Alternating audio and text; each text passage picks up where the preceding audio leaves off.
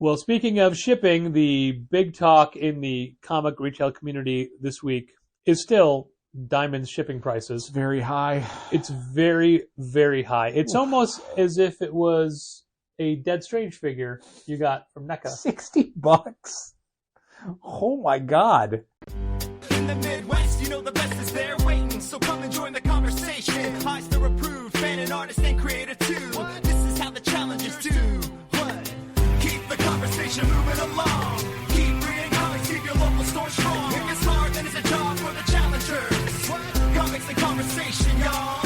From Challengers Comics and Conversation in Chicago, this is Contest of Challengers, the lowest of all entertainment. a comics industry business podcast with The scummiest of the scum, the lowest of the low, the stinkiest of the stinky. Well, hello, Dale. Dale Bush. And Poppy, Patrick Brower. Okay, Dal, take your mind back.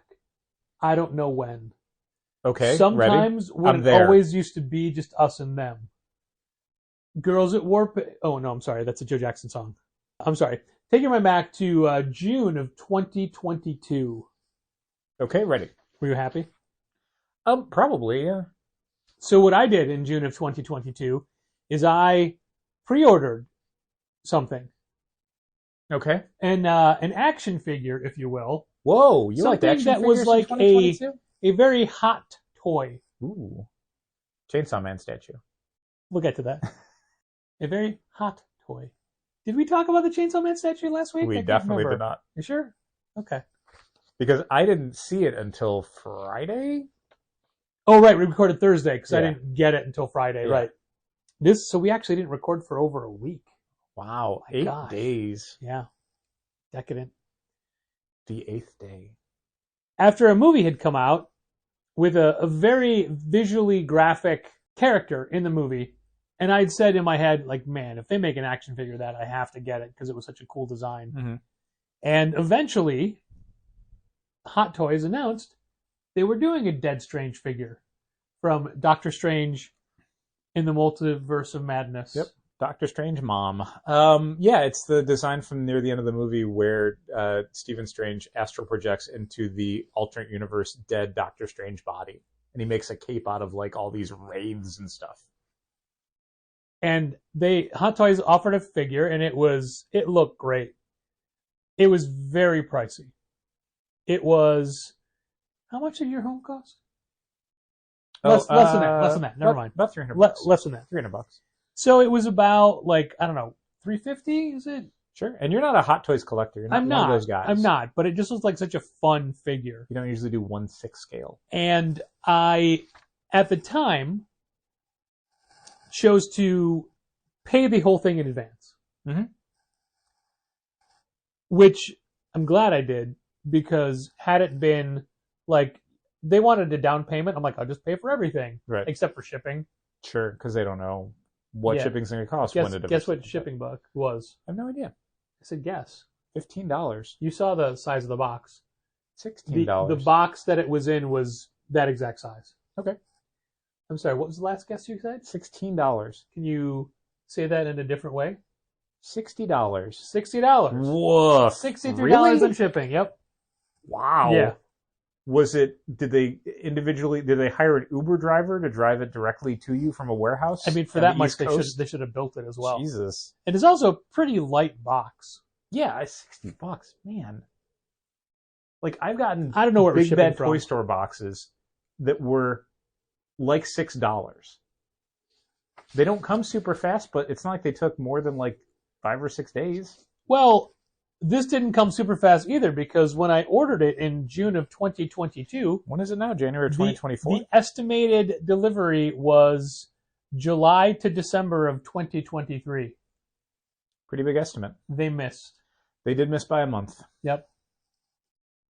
And it made me think about that kind of a business model. Mm-hmm.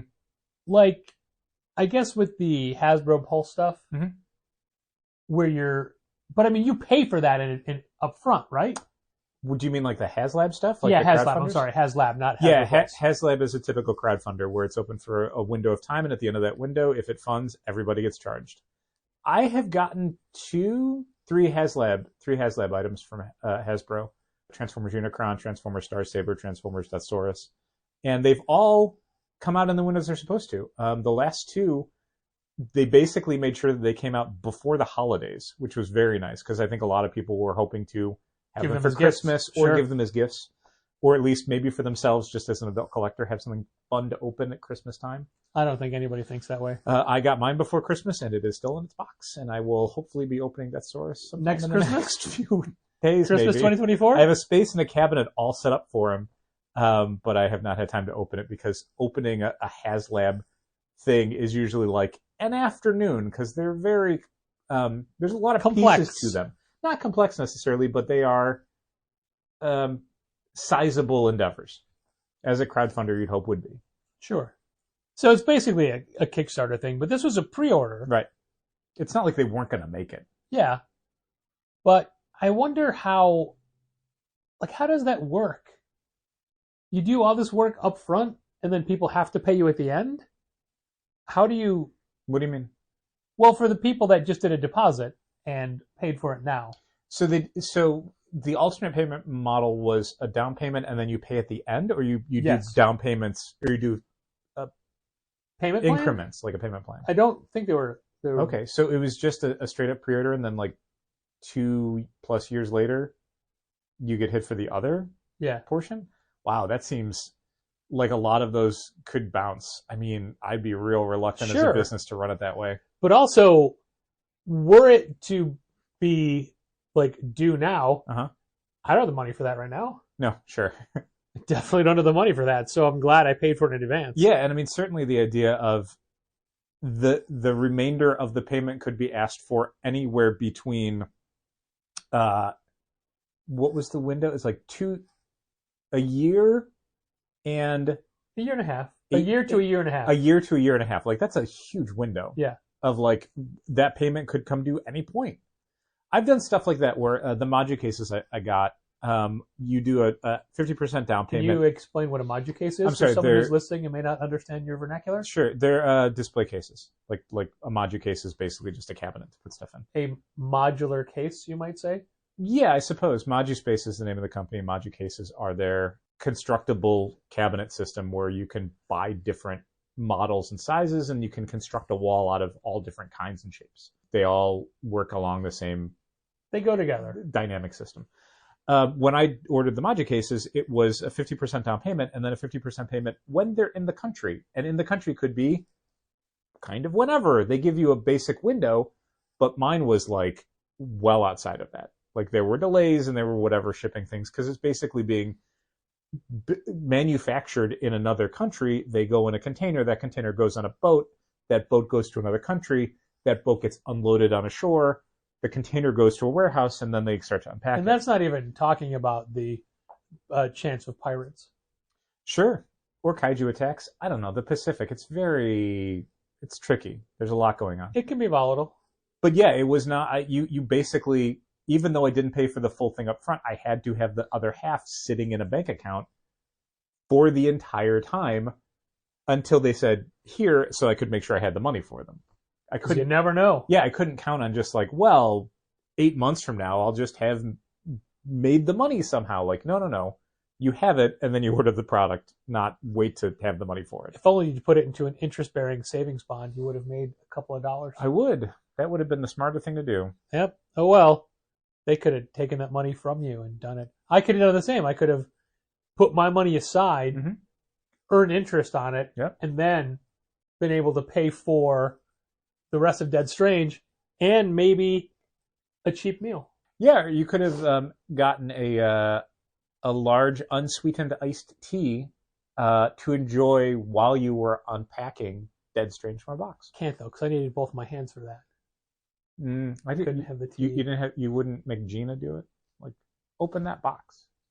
Pose that action figure. Well, it seems like you've, in fact, seen our unveiling video. Is that what it was? It wasn't an unboxing video because we had taken it out of the big brown box. Okay. But it was just the very awkward opening of the rectangular box and sliding it out and realizing... I think that's an unboxing. ...how many layers of plastic were involved because it was, all the way down to the very bottom layer would have been the stand. Sure. and the rod for the stand and the claw for the stand Yeah. Okay. and the base of it, and then Very complicated. yeah, there was many levels. The cape was its own level. Mhm. The cape, unfortunately, has wire through it. Yeah. You cannot change its shape, It's very weird. but you can move his belt around, his sash. Oh, okay. That Cool. has a flexible wire in it, Neat. so you can pose it how you want. Cool.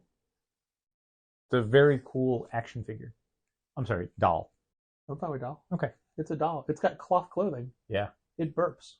I mean, that may have been me. Maybe But maybe there he'll show up was in the next zombie someone- movie. I don't know. Yeah, maybe. What was it that Gina wanted to bring in her 1/6? Oh man, some other Benedict Cumberbatch movie that she has a figure from. It doesn't matter. Okay. But it was another one. I'm like, did you want to take this home and take photos with I it? genuinely cannot think of another Benedict Cumberbatch movie role besides Doctor Strange. There must be though. There was the Enigma Machine one, right? He was in one of those. I don't think Sideshow made toys for that. They should. Maybe there's I don't know. maybe there's a market going unfulfilled of like World War II era maybe it was Sherlock. computer scientists. It wasn't Sherlock. Maybe it was his motion capture for Smaug from The Hobbit. Oh, could have been. Benedict Cumberbatch covered in little triangles and dots with a camera rig pointing at his face. I think we have another colleague who would have bought that. I feel like there's definitely Benedict Cumberbatch superfans that would have snapped up one of those. Use their name, Dal. Andrew? No, with the group as a whole. You You said Benedict Cumberbatch fans. They have a collective name. do they? Yeah, Benedict Arnold's. No, I have no idea what it is. Cumberbitches. Okay, that's fine. I'm just saying, don't disrespect them by not using their No, there's another way I'd Chose- probably disrespect them. chosen name. I didn't choose it. Don't look at me like that. Last Friday, we had someone come in the store who was carrying a large styrofoam box, not a box, but like, two pieces of styrofoam that were held together by two Velcro straps Okay. with hooks on them. It was a very elaborate way to keep the styrofoam together. Mm-hmm. And basically, it looked like a large statue box minus the box. Okay. Minus Like- the cardboard box that would show you what the statue looked like. Yeah. Yes. And in all of my years of seeing statues out of boxes, I've never seen Velcro wrapped around them like that. No, me neither. With like that hook system. Yeah, that because wrapped it around. certainly wouldn't be how it would be packaged in a box. The box would never be able to close around it. It would be too bulky. Yeah, You- especially you- with You the tape hooks. styrofoam shut. You don't use like straps. And it was gross out last Friday, so he was like covered in Pretty sleep. gross.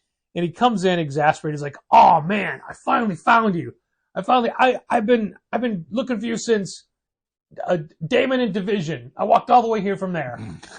That is not close, Okay, and also not how you would start looking for us. sure. And he's got this box. So like, but they told me I had to come take this to you. And I said, "Okay, before we go any further, let me just say, we don't do any buying here. We do not buy anything from anybody to resell. Right. That's not our business model." Nope. That being said, I kind of want to know what's in the box. Curiosity. That's what Fridays are all about. And he said, "I don't even know what it is, What? but the receipt that I had said it was $200. You don't know what it is, Yes. but the receipt that you had said Mhm. it was $200, and they told you to bring it to Challengers. Yes. This is all super normal stuff. Uh-huh.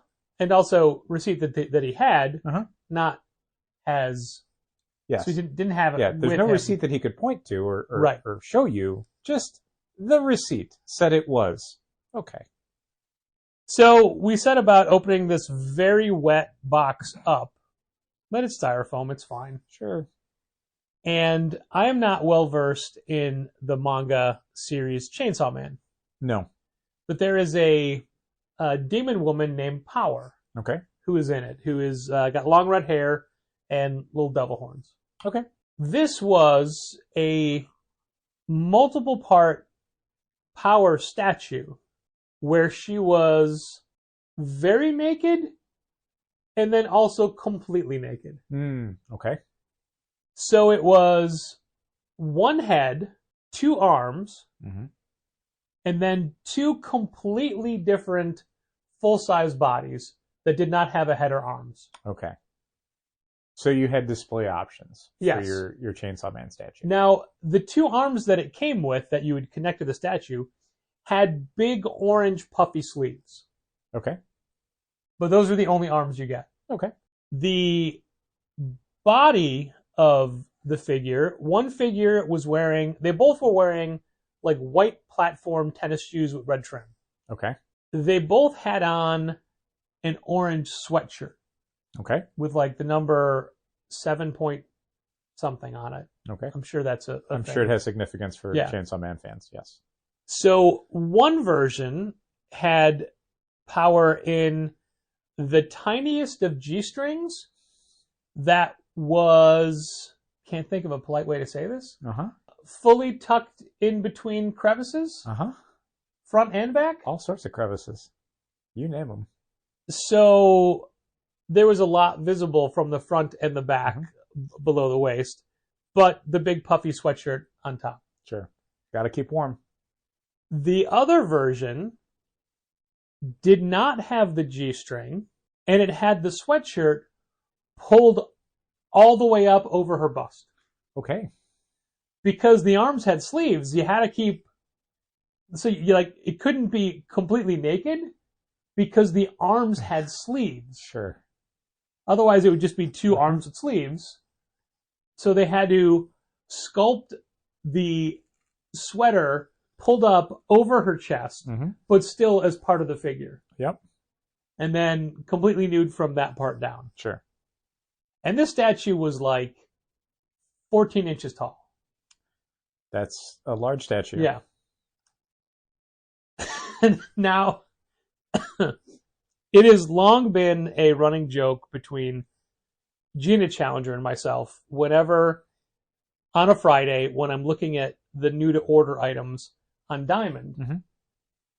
In the beginning, Gina was always, let's just say, taken aback by the sheer volume and variety of female anime statues. Yeah, there's it's a very large market. And the collectors who get them have very deep pockets because some of these statues are incredibly expensive. And I don't want to be a prude, and I certainly don't want to tell people how they can and should enjoy their fandoms and what merchandise they should or should not have in their homes. But I would find myself being slightly uncomfortable having some of these things in my home, in a place where other people visiting could see them. I get the Kotobukiya Transformer statues, that the Bishoju ones that have been designed by Shunya Yamashita, whose designs I've always really enjoyed. And I've bought a couple of his designs for Marvel and DC characters. I bought the X-23 statue, the all-new Wolverine statue, and the Batwoman statue. And even those, I sometimes feel like, do I want to have these in my house? I mean, I really enjoy the designs. I think they're very good, and I think they're on the right side of being alluring without being problematic or concerning. That's why the ones that I have are all, I was going to say tasteful, but tasteful even implies like there was a level of... A tasteless version? Yeah. Right. But the ones that I have, like Squirrel Girl and Ms. Marvel and Batgirl of Burnside and Hawkeye. Hawkeye. No, not Hawkeye. Hawkeye. And Thor. The Mighty Thor are all not provocative. Correct. They're fun. They're neat. Yeah. And I wish there was a silk one to go with it. I think that would fit into the... Oh, I feel like there eventually will be. Yeah. Maybe now. I mean, if she ends up in like a video game or something, which is a possibility. But anyway, I had one of my ideas with this statue was to get it from the gentleman and bring it to your display area and take all of your figures out and just put that in the dead center. Wow. Thank you for not doing that. Gina had said, "Oh, you should like hide it amongst Al's things and see when he'd find it." I'm like, I think he'd find it right away. Immediately. It's not. Yeah. It's not subtle. A 14-inch tall statue with more nudity than I would usually buy for a statue in my house. Probably going to notice it right away. So anyway, it has become a running joke to like make sure Gina sees all of the anime statues that are available. Mm-hmm. And it is not a rude thing. It is a thing that she likes because we are, in fact, bonding over the fact that we would never have them. Yeah, and I mean, she only works once a week, so after a week's worth of diamond stuff, there are a lot of statues. I mean, there were some pretty great ones today, and when I say great, I mean great to be, whoa, look at that. Yeah. Can you believe that exists? One of them today came with a pole. Okay. Pole for dancing. Okay. And then it's like, make sure you put it next to this one that also has a pole. There was one I saw earlier, I think, in the week.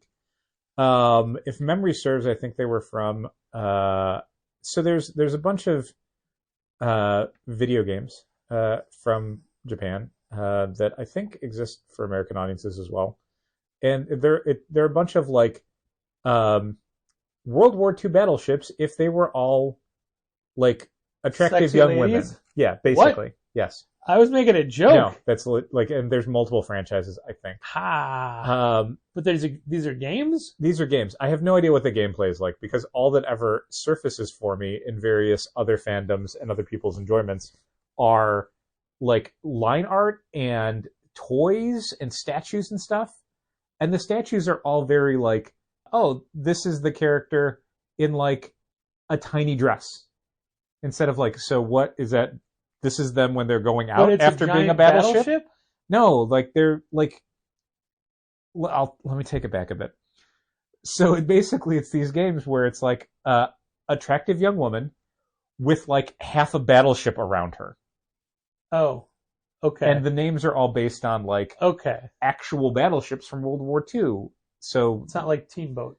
No, they don't turn into. I mean, I don't think. Look, I'm going to stop right here and say I don't know the depths of this fandom and this franchise. Using depth for an aquatic. Maybe they're submarine ones. I don't know, man. But anyway, the two statues they had it was basically a lady lying on a table. And then the second statue was other lady crawling underneath the table. And it's like, this is what about this is the video game with the battleships? What is this? The one it wasn't even floating underneath, it was crawling. No, crawling. And you can imagine how the crawling statue was posed and how the laying on the table statue was posed to understand that each of these is retailing for well over $200. I wonder what the bow on that one was like. I don't know. Mostly it was stern. So Guy has the statue open. Yes. And I'm like, man, I should really get this for Gina. So I'm like, I'll give you $10 for that. And he goes, okay. I'm like, wow, there's no pushback at all. No, because he did not pay $200 for it. Yeah. So part of me is also like, let's hold on to this in case a store in the area says, hey, did anybody try to sell you a someone comes looking for it because it's definitely stolen. Yeah. Or abandoned, or I don't know, whatever you want to say. So after he left, we looked it up. It is a $350 statue. Wow. Yeah. And he got it for $200. Wait, I mean nothing. So today was the day that Gina got to experience it. Sure. And it was everything she hoped for. Both you and Gina had really good unboxing days. She took a lot of photos. I'm sure. Sent them to her partner, who just said, what? Uh-huh. Did you say it was coming home with Yeah, make sure he knows to clear off space. Uh-huh. And she's like, I could never, ever even have this in my house in a box. But thank you so much for thinking of me. Yeah. I mean, like, I think there's a part of Gina that's like, it would be so funny to have and tell everybody, but literally everyone who came into her home, she'd have to tell the story first. Right, because they would see it and be like, what? Because she wouldn't want to have to, like, catch up and go, oh, no, wait, that's a joke. It's ironic. Like, No, she'd have to lead with that for everyone who ever came into her home, and then unveil the statue. What I had wanted to do, but I didn't work yesterday, was set it up first in the almost clothed version, but like with a little sheet over it. Sure. And then be like, hey, Jaden, like, surprise, and show her, like, pull it off. And then she'd be appalled. And then I'd be like, but wait, close your eyes. And then switch it out to the completely nude version. Switch it out. How long does it take to switch out? Seconds. Okay. Because it's a full body piece. You just have to take it off of the display set. It's got 2 pegs it fits in. Sure. And the arms just, slide the arms in. And the head. Yeah. It's just 3 pieces. Nice. But I thought, maybe we don't want to have this built in the store. You never know who could just walk out I the mean, front it was door. built in the store today, 100%. It definitely was built. But it didn't work out that way.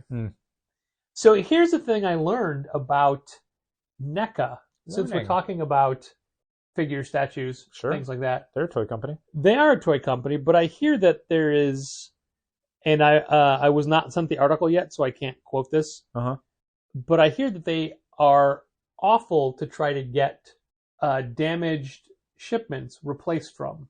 Like for retailers or for consumers? Consumers. Oh, I hadn't heard that. I don't collect any NECA stuff, so I'm not into that side of the fandom at all. Like if something shows up broken and you're like, hey, this is broken. So somehow, and I don't know the specific designation, so don't ask me. And I did not see this. It was a video report, actually. I've not seen the video report. But somehow they have managed to get their product classified in the same classification as produce and makeup. Interesting. So, like for shipments, you mean? Yes. Okay. So the level of responsibility isn't theirs. Okay. Like if you say, "Hey, this showed up broken in the mail," too bad. They don't have to. They legally don't have to do anything about it. Sure, because it is not classified as a figure or a collectible But like them as a company, it's not. I would think of it less as like what I'm legally obligated to do and what is going to keep a customer from shopping with you. Like if we sent somebody something and they were like, hey, it got destroyed, and we didn't have any recourse with like the United States Postal Service because of a thing we did or a decision we made to save money on shipping, I don't know that we'd be able to go like, well, tough. But what if they didn't pay for a bag and a board? That would be a huge oversight on their part. That is the thing that to this day still, even today, somebody ordered like a 1 in 25 variant and didn't order a bag and a board for it. Yeah, there was somebody who overnight, I think, had ordered 2 books. Maybe it was the same order. And they paid for expedited shipping, no bags and boards. That was it. That was it. And that was the one. So you paid an extra $3.50 to get it sent priority mail, but you wouldn't pay 70 cents for 2 bags and boards. Very interesting. Yeah. So they did not get bags and boards. Yeah. I mean, it was still packed very well. Yeah, and I mean, like, I'll usually, even if someone doesn't ask for bags and boards, if I'm putting it in like a T-fold, I'll put it between 2 pieces of cardboard. So it's like... because it was priority mail, which is a flat rate, yeah, I used the thicker, the lunar cardboard. Okay. As opposed to the diamond cardboard. Sure. And then it's in a T-fold already, then it goes in the priority mail envelope, so yeah. It was fine. Yeah, it'll be fine. But it's a weird oversight when, again, you're opting for the more expensive shipping option, but then you won't pay the 30 cents to get bags and boards with your stuff. And as far as we know, you have to decline that when you're buying a single issue from our website. I'm pretty sure there's a pop-up that comes up. There's a pop-up, and we found out after this happened before with someone who was very polite about the whole situation that there were no pop-ups, and then you had to troubleshoot and figure out why. Mm-hmm. And you did. I did. You solved it. And I mean, we've sold bags and boards recently, so it's it's not like... Yeah. People, even today in an order, they were bags and boards. So yeah, but I mean, that means you had to specifically say, I want these mailed without extra protection. Yeah, I mean, it could be a miscommunication where someone doesn't read what's happening on the pop-up or doesn't read what's happening on the screen and just assumes that, like, oh no, I don't want extra bags and boards. I just want the comics, which come with bags and boards. And it's like, well, they don't. You need to pay for those. Well, it should say on every single comic listing that you need to go in and put that in for everyone. I actually probably could. I know you can because you can do anything. Thank you. I believe in you. Thank you. So again, I didn't get to see that NECA article myself, but it sounded just very like, why? Yeah, I mean, Why would you do that? It sounds like less of a, like, we found a fun loophole as far as shipping, and more like, oh, this is just terrible customer service. Well, speaking of shipping, the big talk in the comic retail community this week is still Diamond's shipping prices. It's very high. It's very, very high. It's almost as if it was a Dead Strange figure you got from NECA. $60. Oh my God. If you overnighted it, I don't think it'd be $60. Yeah. And you don't need to overnight it. The thing is, like, it's almost 2 years since you ordered it. It can take an extra couple days to show up and cost $40 less to ship. Oh my God. What a racket. Giving an option of how to. What a racket. $60.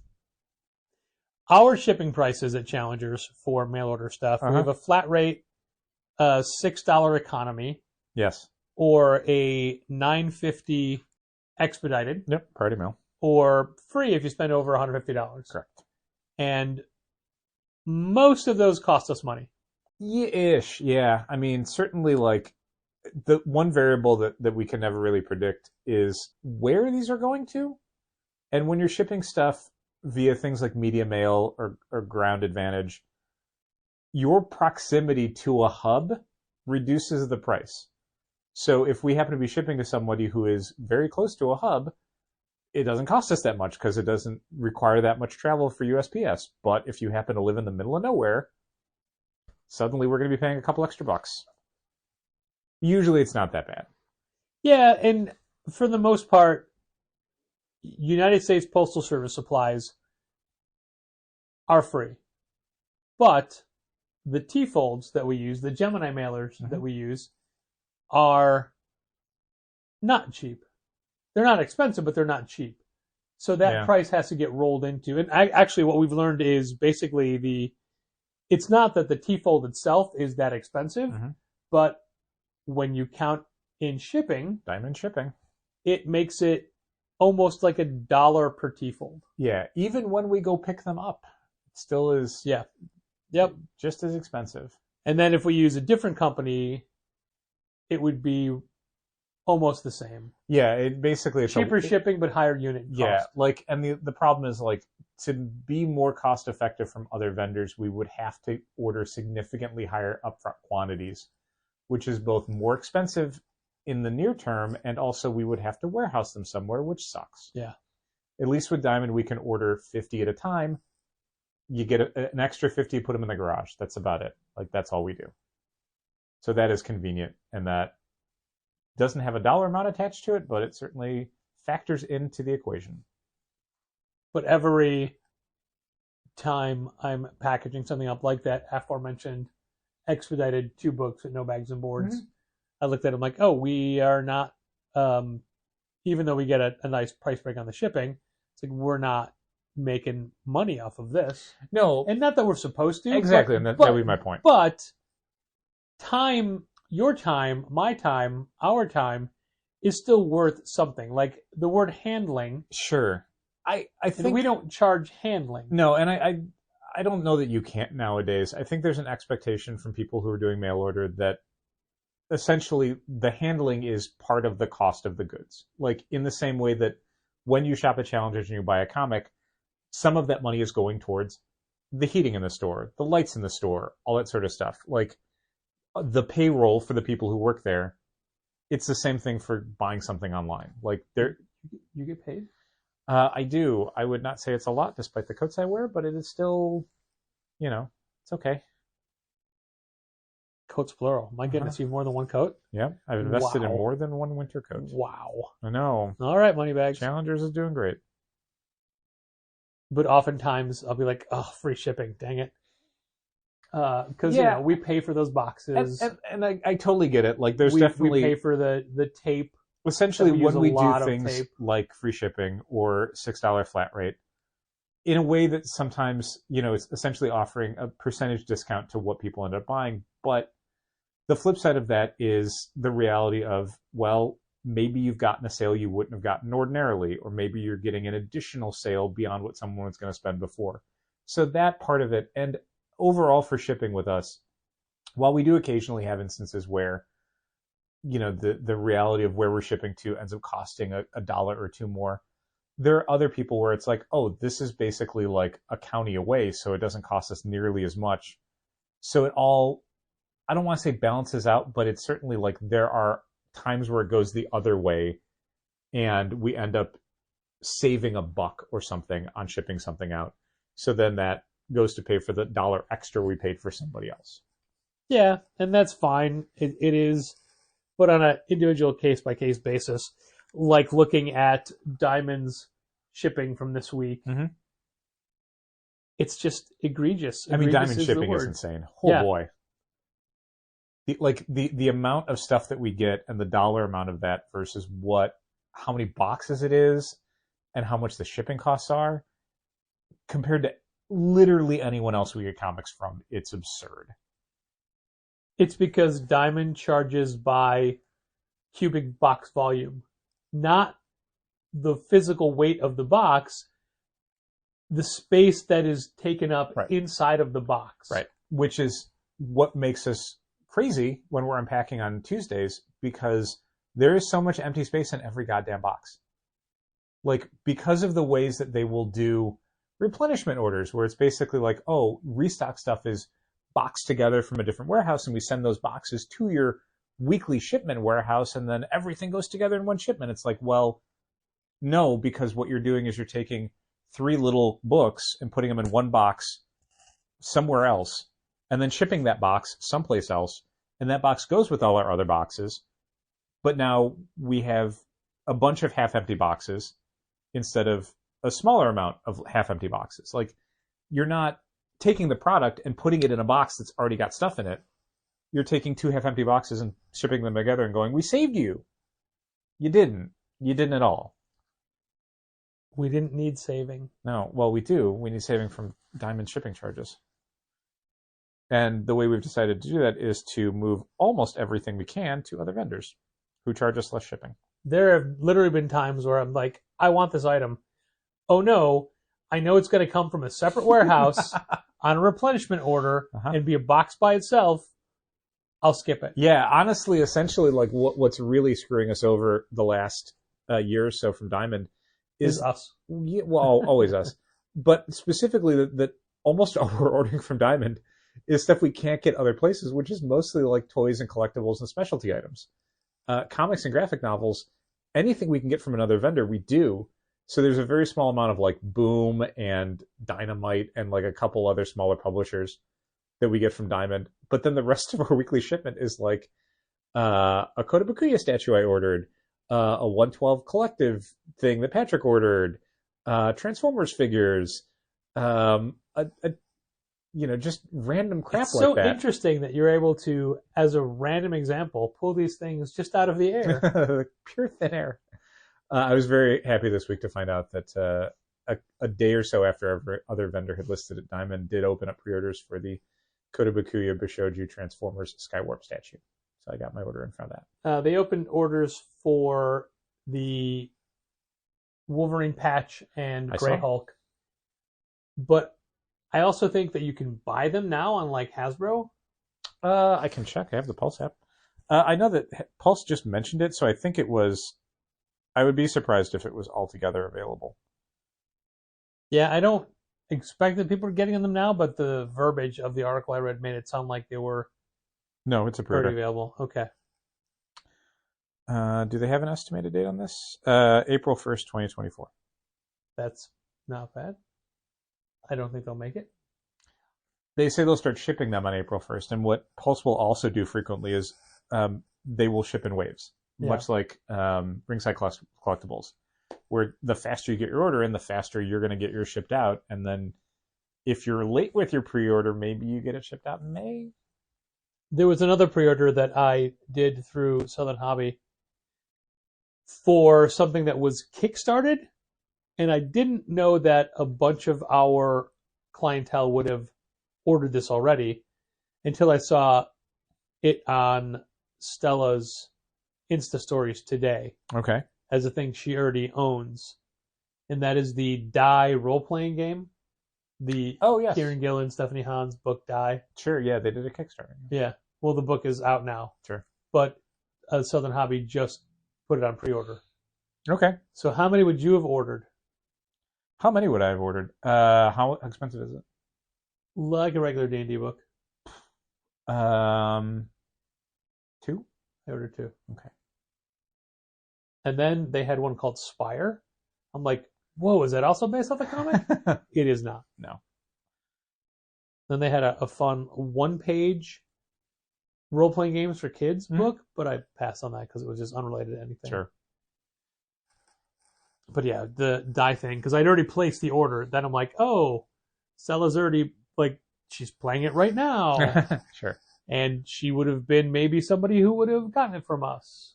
Yeah. So, who knows? I'm sure the Kickstarter had stretch goals and stuff that the version you get from Soho won't have. Yeah. And that's the problem with a lot of Kickstarter stuff, is that the audience that we have that would be most interested in it already backed the Kickstarter and has their copy. Story of our careers. Which is why every time a publisher or a creator reaches out and is like, hey, we've got retail tiers for our Kickstarter, it's like, don't bother. Speaking of creators reaching out, Okay. we had been approached. That was you. That was I reached out. Yeah. I just did a reaching out grab. We had been approached by a customer service rep from one of our vendors offering us the chance to do a signing with a creator that you are a fan of. Correct. And I own one of their giant books. I'm looking for it. Oh, okay, up there. Actually, I own one of their giant books and 2 of their semi-giant soft covers. What is that word? Awesomology. Oh, okay. I saw that W as an M. Mm. I see AMEGOMology. Okay. They're doing they have a kids Middle grade RPG based graphic novel coming out. It's about kids who play role-playing games. And it's a creator that when their podcast was going pre-pandemic, it was my favorite podcast. It was called Surviving Creativity. No one's ever going to guess what creator this is now. Yeah, right? It's Scott Kurtz. It's Scott Kurtz.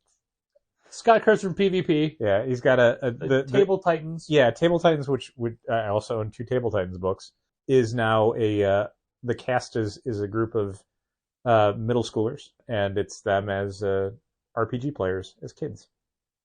So I've been on that podcast twice. Okay.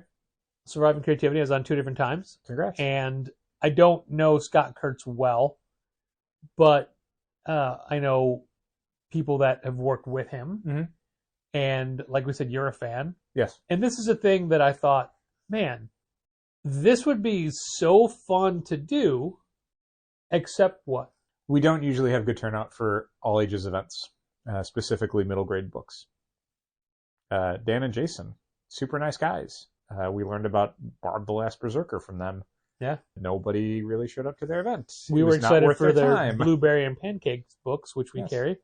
But Barb the Last Berserker does well for us. Yeah, we keep restocking it. So, I mean, it was on that end, it was valuable for us, but I don't feel like it was valuable for their time. No, and those were people that we didn't know. We know Scott Kurtz. Right. So the fear is always that we are going to waste a creator's time, and that is more than events that we've had that have not been financially successful for us or been a letdown for us as far as money outlaid versus money gained. When we essentially embarrass ourselves in front of a creator by not having the turnout be good, that hurts more. Yeah, and this was a very minimal buy-in for us to have it. Yeah. And so we got the request a couple days ago, and we'd peripherally talked about it. Yeah. But we hadn't responded. Right. Because I was still trying to figure out, could we do this? Yeah. And then our rep called today. Nice. For that reason. And I was helping someone at the time, so Gina took the message, and I'm like, all right, I'll call him back. Right. So I called him back and just said point blank, like, we really want to do this. We don't know how to do it.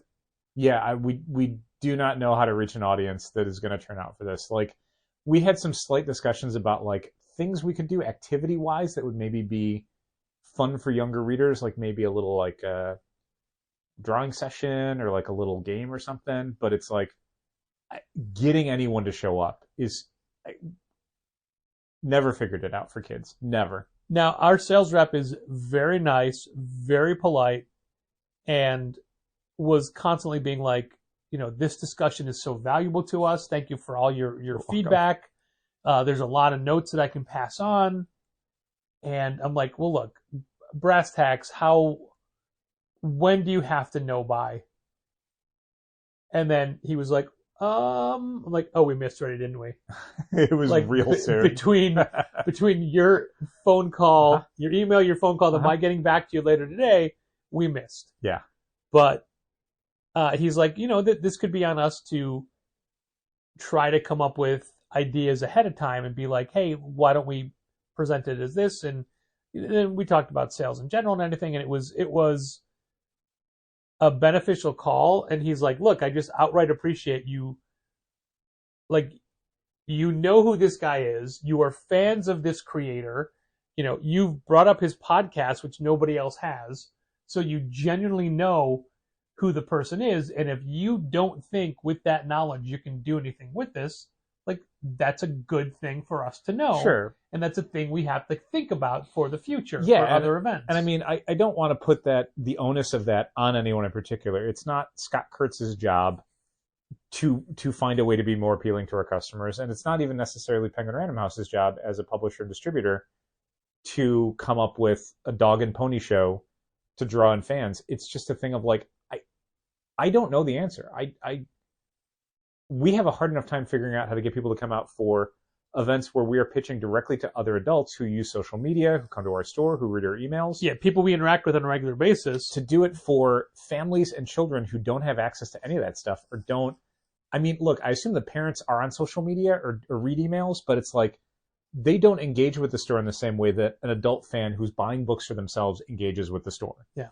I don't know how to pitch them on stuff. Like, we've done things where we have physically put in hands flyers that say, hey, you're getting kids books. Here's an author that's coming in. They've got a new book. They're going to be signing for fans. They'll be doing sketches.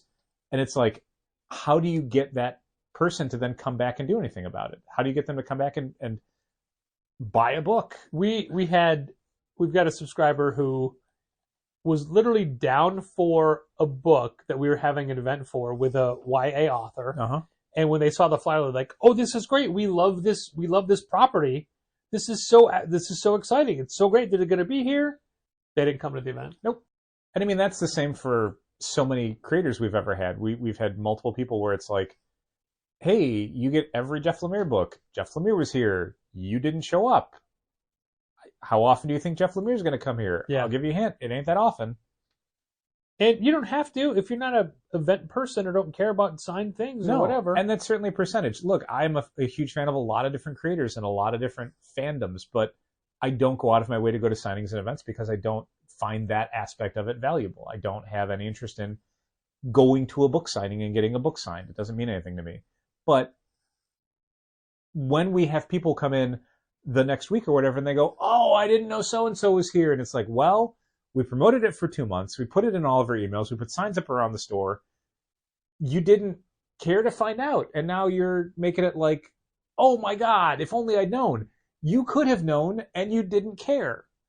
And that's what it feels like for a lot of promotion for a lot of different events and signings, and certainly for stuff for younger readers as well, where it's like, I don't know in 2024 how to make the people who would care about this aware of it. And if anyone out there knows definitively how to do that, please let us know. The thing you hear a lot from in aspects in regards to promotion is that kind of nobody knows how to do it anymore. It was always weird, even in the days when Twitter was considered valuable or Facebook was considered valuable. And now those aren't. It's like, well, where? How? How does anyone find out about anything? Yeah. Don't know. We can put stuff on our Instagram. We can put stuff on Facebook. We can put stuff on Twitter. We can send out emails. So on Wednesday, I put up a tease on Instagram, which then copied to Facebook, for this year's sales shirt, as we talked about at the end of last week's episode. Yes. Is it officially announced? Yeah. And then Gustavo. Thursday, I posted the design and said, "Hey, it's Gustavo Duarte." Mm-hmm. And today, he posted the design.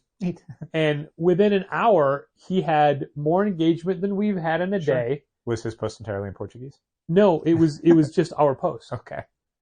But also, he has 15,000 more followers than we do. I'm sure he does. Yeah. Because that's Instagram. I mean, wouldn't you rather follow an artist? Oh, than, sure. like, a store? Absolutely. Sure. Absolutely. And I'm excited that he did it. Thank you. Because that gets more exposure We for don't ship to Brazil.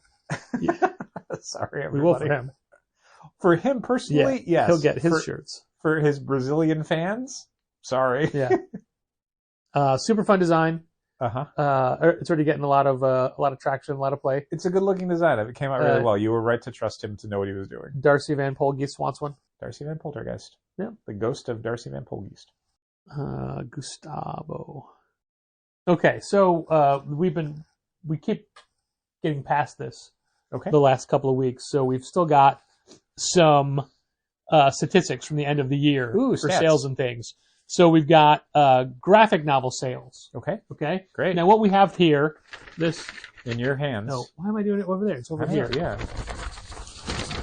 Stop doing that. Over here are the same information but in different ways. Okay. So we've got our top 50 graphic novels.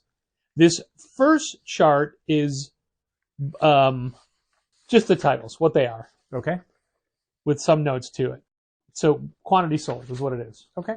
By title. Sure. The other two charts are the top 50 publishers by quantity and then by dollar amount. Okay. And this is just for graphic novels? Just for graphic novels. Got it. Yeah. So, I can't even be like, Dow, can you guess what our number one graphic novel of the year is? Yeah. Because you put these lists together. I did. But also, Do a Powerbomb. Yeah. Do Powerbomb was our highest selling graphic novel. I'll give you the top 10. Are you ready? Yes. Do a Powerbomb. Uh-huh. It's Lonely at the Center of the Earth. Okay. Which was out of print for multiple times. Yep. Wonder Woman Historia, the Amazons. 8 Billion Genies Deluxe Hardcover. TMNT Last Ronin. Many Deaths of Layla Starr. Love Everlasting Volume 1. Saga Volume 10. Okay. Number 9, Ghost Spider, the Little Golden Book. Wow. And number... Those golden books do really well. Yeah, and number 10, Where the Body Was by Brubaker and Phillips. Which is amazing because that thing just came out in like December. Yeah, it came out mid-December. And as a listener, you may notice or remember us talking about how badly it was selling compared to their previous graphic novel, Night Fever, which was Night Fever. Night Fever. In fact, Night Fever is our number 12 best-selling book. Yeah, Where the Body Was already outsold it. Yeah. So it's just a matter of the visual amount because we ordered, a third more. Sure, and some of it was just the velocity, where it did not feel like on the first couple days where we were expecting people to be coming in for it. It did not seem to be the case. Yeah, and we had sales figures where we could look at the first day and go, oh, off the shelf we sold basically nothing, but then over the next couple weeks we sold significantly more. We sell a ton of manga. There's only 2 manga books represented in our top 50 books. Yeah, that's one of the problems with manga as a category for us is that I don't feel like there's a lot of hits. There's kind of like a few major hits as far as series go, and then everything else is just really dispersed. At number 24, Berserk Deluxe Edition Hardcover Volume 1. Yep, people keep buying that thing. $50 hardcover. Yeah, and then at number 48, Jujutsu Kaisen Volume 1. Yeah. Some of the problem that we have with manga is just availability. The amount of people who come in asking for One Piece stuff, and it's like, it's all back ordered. I'm sorry, I got that wrong. Number 44, Jujutsu Kaisen Volume 0. Interesting. And then 48 was Volume 1. We must have had 0 in more than we had. Well, 0 was new. Okay. And it was an adaptation of a movie, I think. Sure. What are you doing? I still have no. Oh, I'm sorry. Just want to look at this for a second. Well, next I was going to talk about Sidekicks, the Sidekicks books that are in the top 10. The top whatever. Which, again, we have a whole room dedicated to all ages books, and we sell a lot of all ages books. But we don't sell a lot of individual specific quantity titles of them. Okay. Ghost Spider, the Little Golden Book, was our number 9 book. It was in the top 10. Then you got to jump down to 34, which is also a manga, which is, I don't know how this. It's not. Yeah, it's not. It's a Little Golden Book. Pokemon ABC Little Golden Book was number 34. Tegan and Sarah Junior High. We racked that in Sidekicks. That is number 35. It's a middle grade book. Mayor Goodboy Turns Bad, written by Dave Scheid. Number 38. That's the most recent Mary Good Boy? Yes, number 3. And Malcolm Kidd and the Perfect Song, number 49. Sure. It certainly helps for some of those, like Tegan and Sarah, Mayor Good Boy, Malcolm Kidd, that we had signings. Well, I mean, we definitely had signings for Malcolm Kidd, specifically that book, Mayor Good Boy. The Tegan and Sarah, but it was just a random, like, technically, that was a Walking Dead signing. That was a Clementine signing. It was, but I mean, I'm counting any creator signing where we had a graphic novel that we had for them, and we had copies of that book for her signing. The other statistics from the top 50 are Saga Volume 10 is in at number 8. Saga Volume 11 is in at 29. Saga Volume 1 is in at 31. Sure. There were years where, like, every volume of Saga charted in, like, the top 50 because it was the franchise that everyone was always buying. And now, I mean, the new volumes are going to sell great. 10 had more time to sell, so it's higher up on the charts. But, yeah, the other ones, I mean, I don't know if we're selling a lot of Volume 5s.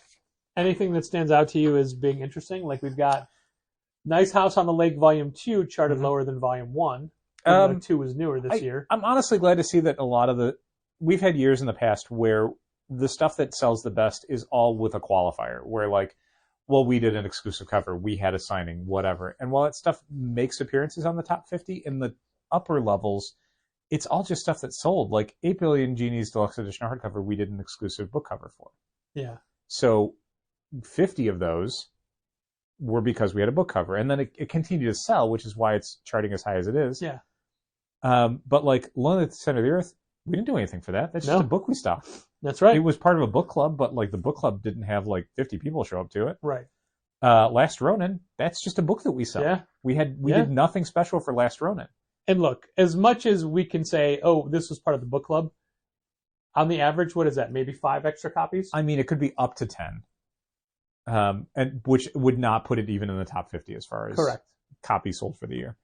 Yeah, I mean, a lot of other stuff is just a lot of volume 1s. It's a lot of stuff that you see on these lists every year, like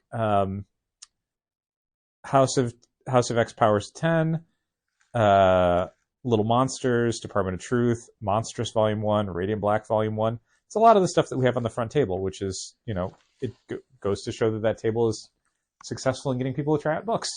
Because a lot of this stuff is stuff that we had there that we spotlighted. Lovesicken at number 37. Yeah. That's one that we specifically called out and we're fans of that creator. So we're like, this is her new book.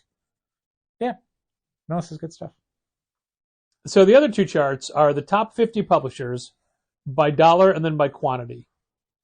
And it's fun to compare the two. And I will say that while this is 50 publishers, we bought graphic novels, what we sell and consider a graphic novel, from 180 different publishers. It feels that way. And some of those publishers are multiple imprints that we just list under one publisher. Yeah. Like Random House has, I don't know how many goddamn imprints, but we just list a lot of stuff under just Penguin Random House or Random House for Younger Readers or whatever. What I find pretty great about this is that in the publishers by quantity list, Andrea Bell makes our top 50. Andy Bell, we sold a lot. I sold a Borks book earlier this week. On our publisher list by dollar, Challengers Comics clocks in our top 50. As a publisher ourselves. I guess, yeah. We sold a few books this year. Hope people are enjoying those cookbooks. Right. But here's where it gets interesting. So by dollar amount, the top publisher is Marvel. Okay. Which is honestly a little surprising, considering that looking at the top list of stuff, I don't think of Marvel as being like a huge mover in that. Right.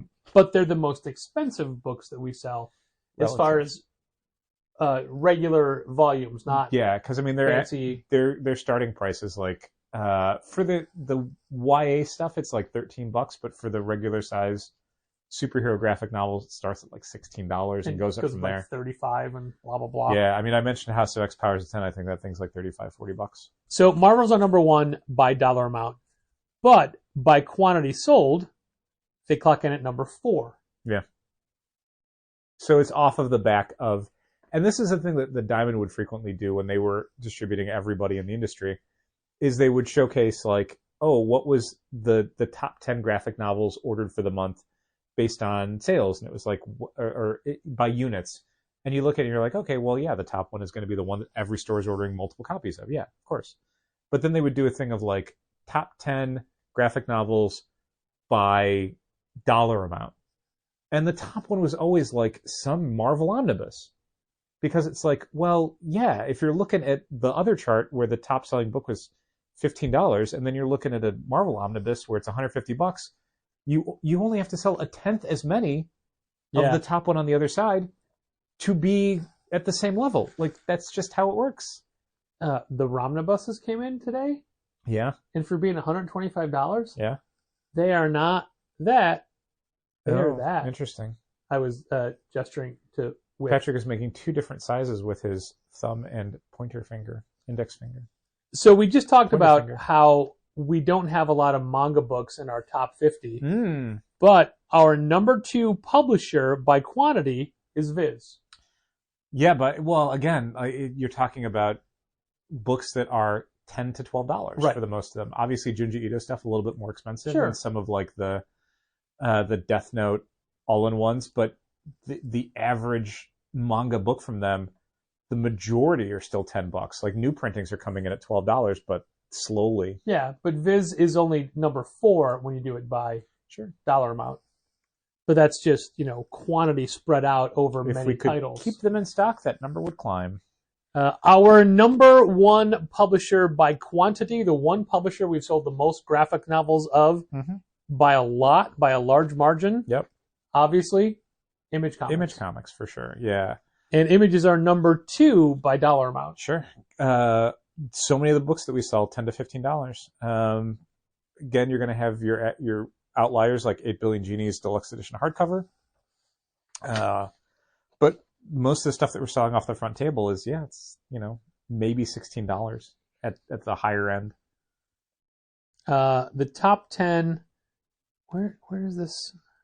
I wouldn't be surprised to see more Image first edition or first volume graphic novels start to go up to like maybe $20, maybe then to 2024. It wouldn't surprise me. Okay, so Golden Books. Mm-hmm. They rank 7 for quantity for us. Okay. But like 24 for dollar amount. Yep. Those are $6 books. $5 and $6 books, man. Yeah. I mean, I think that's great for quantity, especially considering how little space they take up. Yeah. That is some of our best profit per square foot in our store. Things that line up like Silver Sprocket is almost in the same spot each list, quantity versus dollar. Yep. But okay, so top 10 publishers by quantity. We got, I have to find where 10 is. I didn't number any of these. Image, Viz, DC Comics, Marvel, Dark Horse, Boom, Little Golden Books, IDW, First Second, Kodansha. Yep. And then immediately after that is Seven Seas and Yen Press. Yeah. So the manga is representing. If we went out to 12, a third of them would be manga publishers. But the top 10 for dollar amount, Marvel, Image, DC, Viz, Dark Horse, IDW, Boom, First Second, Kodansha, Oni. Yeah, and Oni, I mean, almost entirely on the back of Scott Pilgrim hardcovers. Yeah. I'm sure there's other stuff. We do sell Six Gun still. Sure. And Kaiju Max. But yeah, those Scott Pilgrim hardcovers are no joke. And those are like $25 This each. is, let's see, 1, 2, 3, 4, 5, 6, 7, 8, 9, 10, 11, 12, 13, 14, 15, 16, 17, 18, 19, 20, 21, 22, 23. 24 down on quantity is Square Enix manga. Squeenix. 26 down on dollar amount is also Square Enix. Mm-hmm. So, Morgan, you know where you're at this year, and we'll be able to judge Let's your see some climbing up the charts in 2024. by the end of the year. It's like things like Rebellion 2000 AD, real high in the dollar amount, much lower in the quantity. Sure. Yeah. So the amazing thing is this is roughly a quarter of all publishers that exist that we've sold from. Not that exist that we sold from, but Yeah, I think if you look at the long tail, the next 150 publishers, a lot of them are going to be like. I mean, can I see that for a second? Either one doesn't matter. You can see the both, Al. I'll put them together. I mean, I'm looking at the quantity sold for our top 50 publishers, like number 50. Yeah. 17 units sold for the year. So, I mean, when you're going to be talking about the things that are like the number 100 and number 150, it's going to be like 2s and 3s. Like, it's going to be special order only. It's going to be people who are like, please order this one graphic novel for me that you would never stock. Yeah, that's why I thought it would be fun to see a list of books we ordered that didn't sell or that sold a copy. Right. But that list would be massive, I'm sure. It definitely would. Again, there's going to be plenty of things that we sold 1 or 2 copies of over an entire year because it was just 2 people special ordered it and we never stocked it for the shelf. Yeah. And it's cool that we can get that stuff. I mean, there's some fun things from smaller publishers. And also I like that our reporting is so much easier now. Yeah. And a lot of what we do is based off of a cloud service, that like the fact that not the cloud service so much, but all the information is stored within the realm of Shopify. Yeah. And it's nice to have, essentially more data at our hands. With RMH and Comic Suite before, there were levels that we couldn't really kind of get at as far as how to parse the data. And with Shopify, it's significantly easier because they have a lot more. They're collecting a lot more data off of every sale that we do, which means that at any given point we can be like, oh, let's see if we have these 4 variables, how this works out. Yeah. And I mean, it's not like we're sitting around like, logistic driven like a Walmart or something where it's like, well, this is how we can move these things around and shape these things in the store to elicit a different response from customers. It's mostly just like, oh, why are we wasting so much space on this thing that is not selling anything for us? Maybe we should stop doing that. And we'll do that all next week. Thanks for listening. Keep reading comics. This has been Contest of Challengers. Thanks for listening. Keep reading comics. Challengers is located at 1845 Northwestern Avenue in the Bucktown neighborhood of Chicago. 773-278-0155. Keep up to date with new releases and events at challengerscomics.com.